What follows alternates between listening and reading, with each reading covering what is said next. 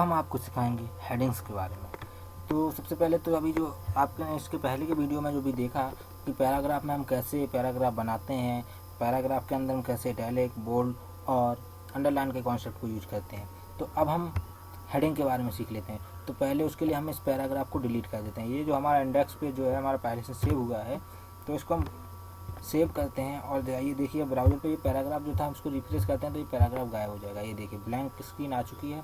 अब हम हेडिंग के बारे में सीख लेते हैं। तो सबसे पहले हम अपने टेक्स्ट एडिटर या नोटपैड प्लस प्लस में जहाँ भी हम प्रोग्राम बना रहे हैं वहाँ पर जाएंगे और अब हमें पूरा काम जो है वेबसाइट के अंदर करना है। हेड के अंदर हमें सिर्फ अभी टाइटल लिखना था। इसके अलावा हेड के अंदर और भी होता है जो हमारा CSS का पार्ट है, जो हम आगे की वीडियो में देखेंगे, लेकिन अभी हम सिर्फ बॉडी के अंदर काम करेंगे। तो अब हम बॉडी के अंदर जो है अपना हेडिंग के बारे में सीख लेते हैं। आज हेडिंग जो होती हैं वो 6 टाइप की होती हैं, जिनको हम नोट करते हैं H1 से लेकर H6 तक। तो देख लेते हैं इनके क्या डिफरेंस है इनके बीच में। चलिए, तो हम सबसे पहले हेडिंग्स का यूज करते हैं। सबसे पहले हम H1 के बारे में बात करते हैं। तो हमारी हेडिंग H1 जो हमारी सबसे बड़ी हेडिंग होती है। चलिए, इसके अंदर हम लिख देते हैं, कुछ भी लिख देते हैं,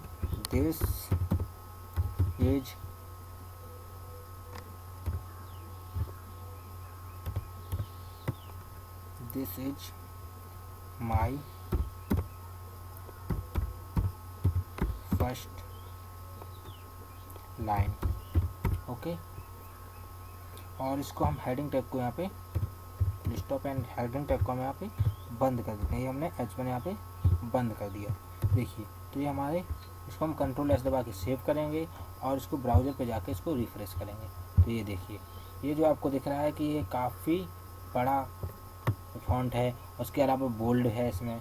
तो ये हमारा हेडिंग 1 का पार्ट है। तो इसको हम कैपिटल कर दें, इसकी लाइन का पहला लेटर कैपिटल होता है। ओके, अब हम क्या करेंगे, इसी लाइन को, अब बहुत सारी हेडिंग लिखनी है। चलिए, हम हेडिंग 2 लिख देते हैं। तो हम बार बार टाइप करने से अच्छा हम इसको कॉपी करके पेस्ट करते जाएं। 4 5 6। ओके, अब इसको हेडिंग चेंज कर देते हैं। ये हमारी हेडिंग 2 है।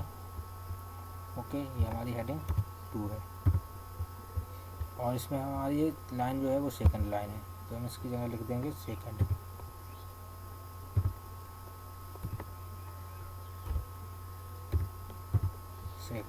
ओके, इसको हम सेव करते हैं। ये हमारी हेडिंग H3, इसको हम H3 कर देते हैं। इसके जो नीचे वाली है इसको H4 कर देते हैं और इसके जो नीचे वाला है इसको H5 कर देते हैं। इसकी जो नीचे वाली है इसको H6 कर देते हैं। इस तरह से हमारी सारी हेडिंग बन गई। अब इस तरफ भी देखिए, इसको H2 H3, इसके बाद इसको H4, इसको H5, इसको H6। ये हमारी हेडिंग तो सारी 6 हो गई। हम इसको लाइन को भी चेंज कर देते हैं। ये हमारी फर्स्ट सेकंड थी, ये थर्ड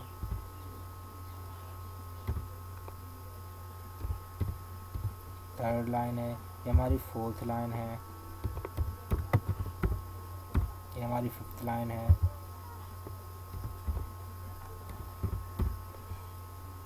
ये हमारी 6th लाइन है,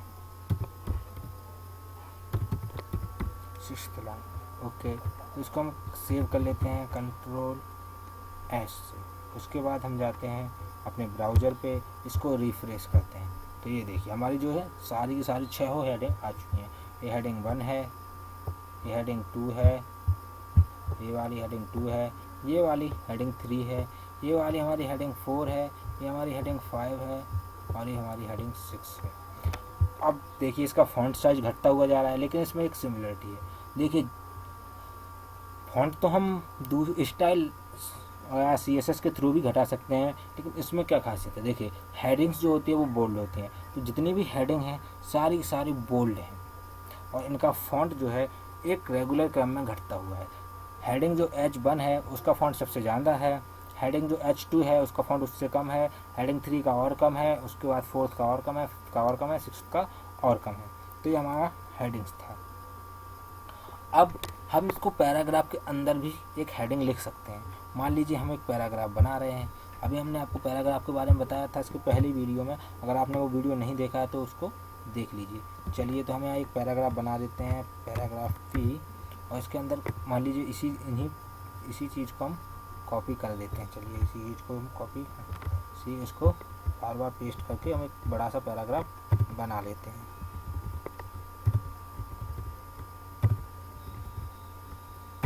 ओके, और यहाँ पे हमें इस पैराग्राफ के अंदर इस हेडिंग को डालना है, तो हम इस हेडिंग को पैराग्राफ के अंदर डाल देते हैं और यहाँ पे हम अपने पैराग्राफ को क्लोज कर देते हैं। तो अब होगा क्या, ये देखिए, इसको हमने सेव किया और इसको रिफ्रेश किया, तो ये देखिए एक हमारा पैराग्राफ रहेगा, ये पैराग्राफ है और इसके लास्ट में जो हेडिंग है। अब हम इसको क्या करना चाहते हैं, इस पैराग्राफ को मान लीजिए हम कहीं यहाँ पे कहीं किसी भी बीच में डालना चाहते हैं। चलिए डाल के देख लेते हैं। तो हम क्या करेंगे, ये देखिए इसको हम यहाँ से उठाएंगे, ये देखिए इसको सेव, इसको कट किया यहाँ से, और यहाँ पे हम कहीं भी मान लीजिए हम इसको यहाँ पे हम पेस्ट करना चाहते हैं। चलिए यहाँ पे हम पेस्ट कर देते हैं इसको, यहाँ पे ही हम इसको पेस्ट कर देते हैं। चलिए यहाँ पे हम पेस्ट कर देते हैं, सॉरी कंट्रोल V, ये हमारे यहाँ पे हेडिंग जो है यहाँ पे पेस्ट हो गई। तो इसको हम कंट्रोल S सेव करेंगे और इसको ब्राउज़र पे ले जाके रिफ्रेश करेंगे। ये देखिए क्या होगा, ये देखिए हमारा ये पैराग्राफ जो है दो पार्ट में बट गए। एक पैराग्राफ है इसके ऊपर का रहा, बीच में ये हेडिंग्स आ गई, और ये हमारा दूसरा पैराग्राफ। अब चूंकि हमने तो एक ही पैराग्राफ लिखा था, फिर हमारा दो पार्ट में कैसे बट गया, दो पार्ट में क्यों बटा, हमारी हेडिंग जो थी वो इसी पैराग्राफ से लग के आनी चाहिए थी, और ये हमारा बोल्ड हो जाता, फॉन्ट भी बड़ा हो जाता, लेकिन न्यू पैराग्राफ में क्यों आया, और उसके बाद पैराग्राफ टू पार्ट में क्यों बट गया। तो ये हेडिंग की जो है प्रॉपर्टी है। एक्चुअली में हेडिंग में इतनी सारी चीज़ें इंक्लूड होती हैं। देखिए सबसे पहले तो इसका फॉन्ट फिक्स होता है, कितना फॉन्ट रहेगा, तो फॉन्ट साइज इसमें रहेगा। इसके बाद हेडिंग के अंदर फॉन्ट साइज के अलावा इसमें अंडरलाइन बोल्ड जो है वो सारे जो लेटर होंगे वो बोल्ड होंगे। इसका मतलब बोल्ड जो टैग है वो हेडिंग के अंदर इनबिल्ट है। इसके अलावा इसमें जो स्पेसिंग है ये एक पैराग्राफ की तरह ही ट्रीट होता है। तो ये जो है इसके पहले और इसके बाद न्यू लाइन शुरू होती है। तो हेडिंग जब भी लिखेंगे तो हमेशा उसके अंदर न्यू लाइन का ही कॉन्सेप्ट होता है। अभी हम आपको बताएंगे न्यू लाइन के लिए हम कौन सा टैग यूज करते हैं। न्यू लाइन के लिए हम सिंगल टैग यूज करते हैं, मतलब इसके लिए पेयर टैग यूज नहीं करते, वो हम आपको इसी वीडियो में आगे बताने वाले हैं। तो देखिए हेडिंग के अंदर क्या क्या चीज़ है। हेडिंग के अंदर पहली तो इसके फॉन्ट जो है वो फिक्स है, फॉन्ट साइज कितना इसका फॉन्ट साइज होना चाहिए। दूसरा इसका जो है बोल्ड रहेगा सारे लेटर। तीसरा जो है इसमें न्यू लाइन का कॉन्सेप्ट जो है इनबिल्ट है। अच्छा अब हम आपको बता दें पहले तो न्यू लाइन कैसे आती है। तो चलिए सबसे पहले हम इस हेडिंग को यहाँ से हटाते हैं और जहाँ ये थी उसको वहीं लेके आते हैं। चलिए कंट्रोल X, और ये हमारी पैराग्राफ के बाद थी, ठीक है। पैराग्राफ के बाद हम इसको पेस्ट कर दिया, सेव किया और रिफ्रेश करके देख लेते हैं चेंजेस क्या आए। ये देखिए हमने इसको रिफ्रेश किया, ये हमारा एक पैराग्राफ है, ये हमारा पूरा एक पैराग्राफ है, और ये हमारी सारी हेडिंग्स हैं जो हमारी 6 हेडिंग थी। अब हम न्यू लाइन का कॉन्सेप्ट देख लेते हैं। मान लीजिए हम यहाँ से इसको चाहते हैं लाइन को ब्रेक करना। चलिए मान लीजिए हम इसको, ये लाइन देख रहे हैं आप, हमने एक लाइन में ये लिखा है, ये लाइन में अगली लाइन में इसको लिखा है, अगली लाइन में इसको लिखा है, अगली लाइन में इसको लिखा है, लेकिन सारी जो है जो पैराग्राफ के फॉर्म में आ गई। हमें न्यू लाइन में चाहिए तो हम क्या करेंगे, जिस लाइन से हमें न्यू लाइन चाहिए उसके अंदर हम क्या करेंगे, BR टैग लगा देंगे। VR टैग जो हमने आपको फर्स्ट वीडियो में बताया था, BR टैग हम इसको सिंपली ऐसे भी यूज कर सकते हैं, और इसका दूसरा तरीका है कि हम इसको यहाँ पे स्पेस देने के बाद इसको ऐसे भी यूज कर सकते हैं। तो ये जो तरीका होता है ये ज़्यादा अच्छा माना जाता है। जब हम लार्ज वेबसाइट बनाते हैं तो हम इसी का यूज करते हैं। हम इसका भी यूज कर सकते हैं, इससे कोई एरर नहीं आएगी, लेकिन हमारा जो बेस्ट तरीका है वो ये होता है कि हम ये वाला यूज करें। चलिए इसको हम सेव कर लेते हैं और इसको हम ब्राउज़र में जाके देखिए, इसको हम रिफ्रेश करके देखते हैं। ये देखिए हमारा जहाँ हमने BR टैग लगाया था वहाँ से ही न्यू लाइन में आ गया। इसका मतलब क्या हुआ कि हमारे हेडिंग के अंदर BR टैग पहले से मौजूद है। जैसे इसके अंदर बोल्ड टैग पहले से मौजूद है, हेडिंग के अंदर ही इनबिल्ट है, ऐसे इसके अंदर BR टैग भी मौजूद है। तो अब आज आपने सीखा हेडिंग्स के बारे में और BR टैग के बारे में, और आपने ये भी सीखा कि हेडिंग्स के अंदर कौन कौन से टैग होते हैं।